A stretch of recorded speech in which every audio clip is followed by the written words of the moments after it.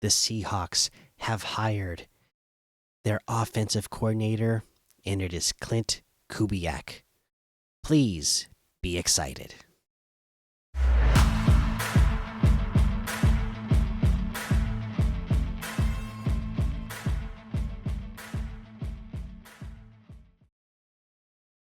Welcome back to another episode of the Seattle Sports Show where we love Seattle pro sports. I'm your host, Mikey, and today we are here to talk about the hiring of Klint Kubiak as the Seahawks' next offensive coordinator. Not only that, we are here to talk about why you should be excited. Okay, this again.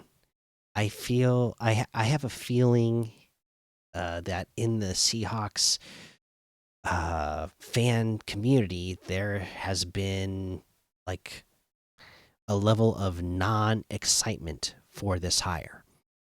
If you listen to this podcast, you know that Klint Kubiak was a guy who I said was my favorite before the Seahawks even announced who they were bringing in for interviews. I was saying this is a guy that they need to bring in and a guy that I hope, gets hired here. So, yeah, you can imagine that I'm excited that they hired, in my opinion, the guy who will be the right guy in the long run. Now, I know there were some other exciting names out there, right, that have potential, right? And that Hank Fraley was close to coming here. But that sounded like it was going to be a situation where they were going to have Hank Fraley come in as this offensive line guy that could help the offensive line and, coordinate a running game.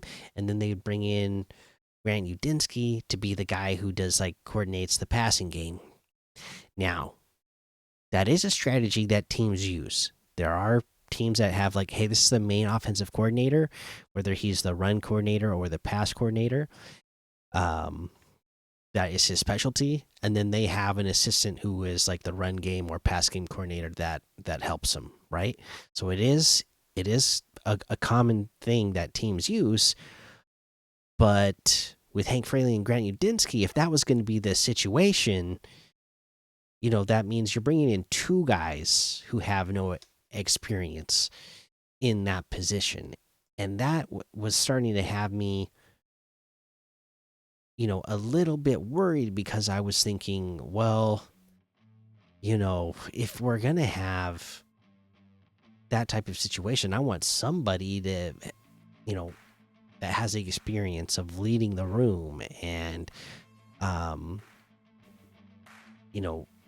of the guys knows that they have a certain place in the locker room, not two guys that have no experience, can't really lean on each other for anything. It would just both of them be going in blind, right? That's not what I was looking for. What I am looking for, we got a guy who has experience, a guy, in my opinion, has the sort of potential to be a head coach. A guy that we have seen can adjust his offense to fit what the coach wants. We've seen him in with four different teams in 4 years, right? But adapting to all those situations. So some people might look at that as kind of a red flag, but to me, I think it just shows what he has the capability of doing. Remember, right? He's there for the first year of Russell Wilson with the Broncos, right? He goes there. He's on the offensive staff. He's not the coordinator. And we got Nathaniel Hackett, head coach, calling the plays. He's one of those head coaches that's calling the plays as well. Things don't go well that season right, for the Broncos, and they don't go well for Russell Wilson. Well, Klint Kubiak, things get so bad there in Denver that year that they take away the play calling duties away from the coach, and they give it to Klint Kubiak, who turns that offensive around. People start going, oh, you know what? Russell's not that bad. Maybe he still has it. And in that fine game stretch, Russell does look better. Good enough that they kept him around for another year, bring in another head coach and try it out. But not just that. With Klint Kubiak as the coordinator, they improved by 5 points a game. All right, I heard that today from Brian Walters when he was doing it, like a guest hosting on Brock and Sock. And what did I say in a recent episode? That is about how many more points the Seahawks needed to get this year for them to be, in my eyes, where they should be, and that is a top 10 offense. Well, if Klint Kubiak comes in here this year and improves this offense scoring by just 5 points a game, then that gets us to be a top 10 scoring offense in the NFL. So you gotta like that. Again, I love his adaptability. I love the balance that he shows when he's calling, to be able to make a balanced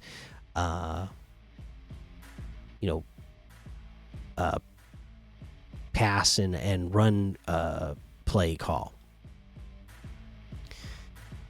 Now we see that the Saints had one of the highest rates of running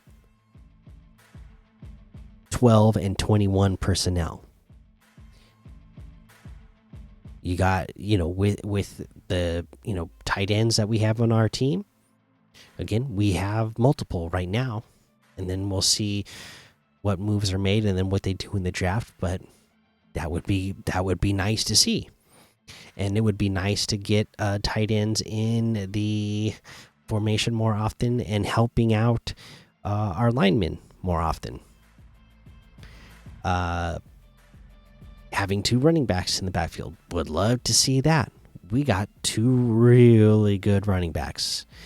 And again, now with knowing what we are getting as an offensive coordinator and the kind of run plays that he can design and will use, yeah, I say you got to keep K9 around. You got to use him. And he might thrive in this Klint Kubiak system. And Charbonnet would be that perfect 1-2 punch that you get with combining him with K9. What else? The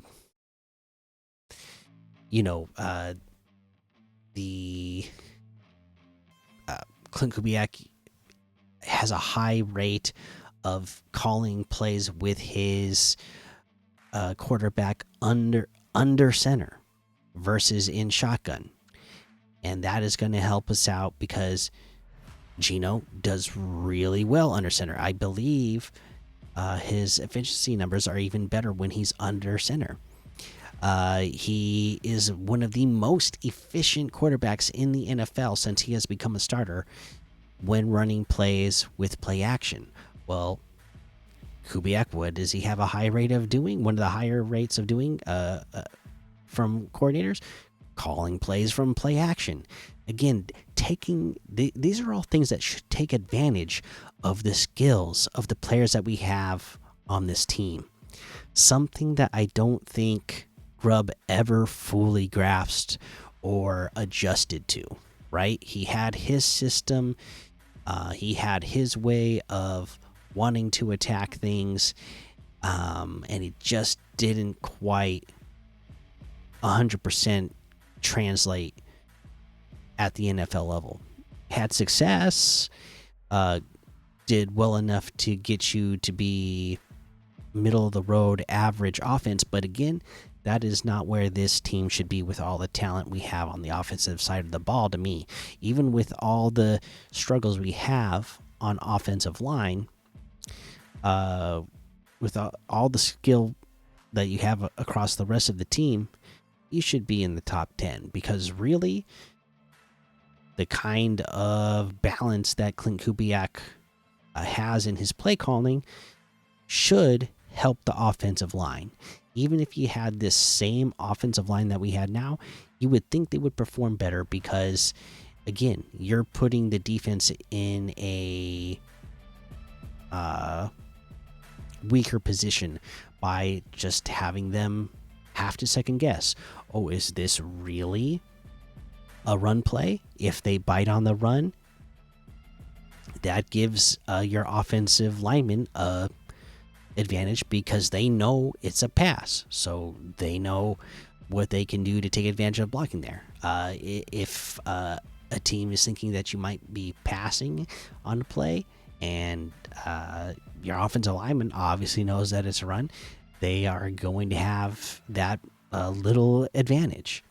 So this balanced offense, it should help improve the offensive line just for that alone, for having more balanced play call, having the defense have to respect the threat of a run, and that would make the defensive linemen who are just trying to get upfield, it makes them have to make sure that they're being honest. Same thing with the linebackers, right? They can't just crash down to the line of scrimmage. They have to respect the fact that or they can't just like sit back in coverage. They have to respect that that a run might come, so you might get them to crash down to the line of scrimmage on a play action pass, and then you open up some lanes you open up some passing lanes. So yeah, I think this is a very exciting hire. All right, again, like we mentioned, an increase of 5 points. The New Orleans offense this year, okay, they were let's see here.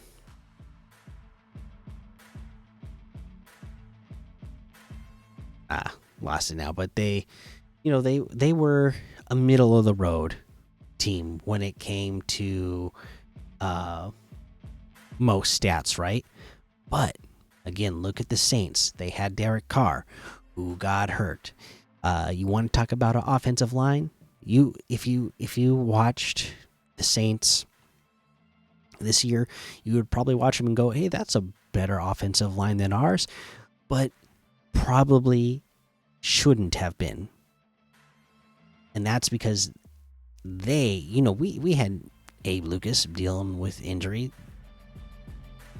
That's no good, right? But the Saints had an entire offensive line plus backups get hurt. So they were down to like 8, 9, 10, 11, 12 string,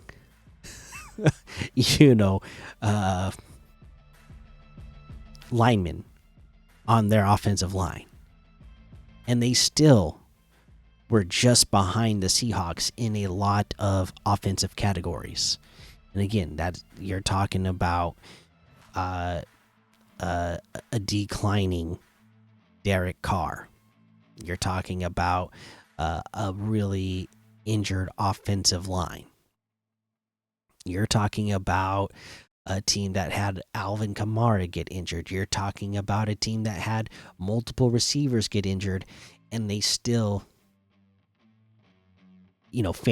managed to finish, middle of the pack in the NFL.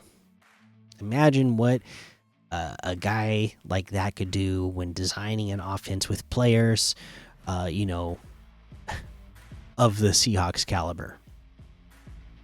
I think this is going to end up being a hire that we're all very happy with.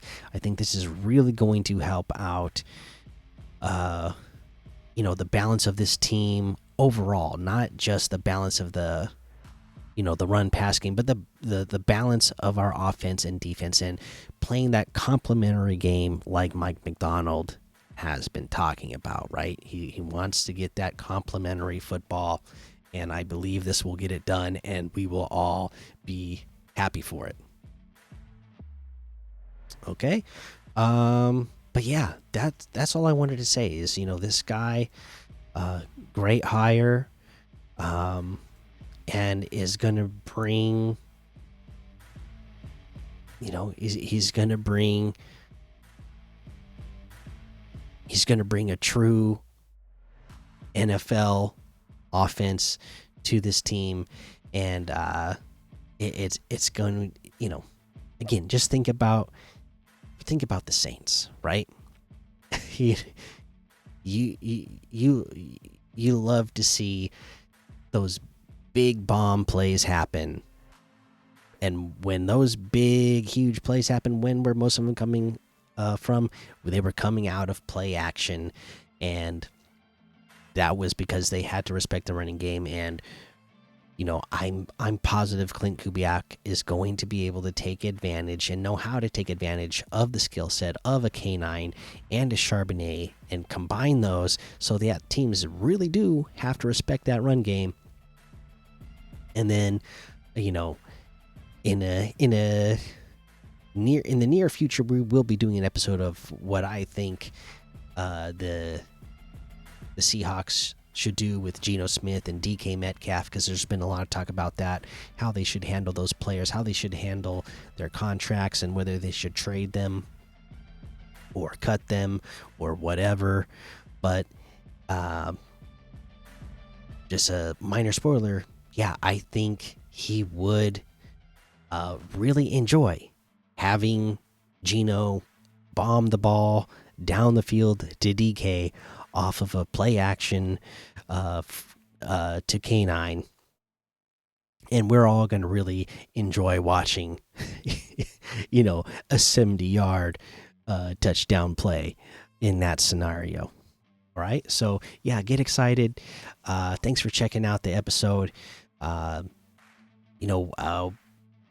Yeah, well, I'm going to get into, now that we got the coach hired, like I said, I'll get into some ideas that I have for what we should be doing with Geno Smith, DK Metcalf, the salary cap situation, the draft. We will start getting into our mock drafts very soon. Few months ago, my work, they like relocated us, so I have a commute now. So, and they did it during like the busiest season of the year at my work. So things are back to normal now, though, so now I can figure out my schedule with like the commute and everything. So I'm gonna get back into getting more depth in these Seahawks things and getting the mock drafts, and then I can finally, I've only done Seahawks stuff for the last couple of months, I think. I want to get into talking about a whole lot of other stuff. Ichiro got into the Hall of Fame. We just had a blockbuster trade in the WNBA, trading Jewel Lloyd away, but ending up with the second overall pick in the draft. So there's a lot of stuff that I want to talk about across all the other sports. And now that my work has slowed down and I'm starting to figure out a routine with this schedule and having to commute to and from work now, just getting that all figured out. So start expecting more of these episodes again coming soon across all the Seattle sports teams. All right. And then, yeah, just again, thank you for checking this episode out. Make sure you hit the like button. Leave me some comments. Let me know what you think of this Klint Kubiak hire. Do you think this was the right hire, or was it somebody else that you were hoping for? and who was it.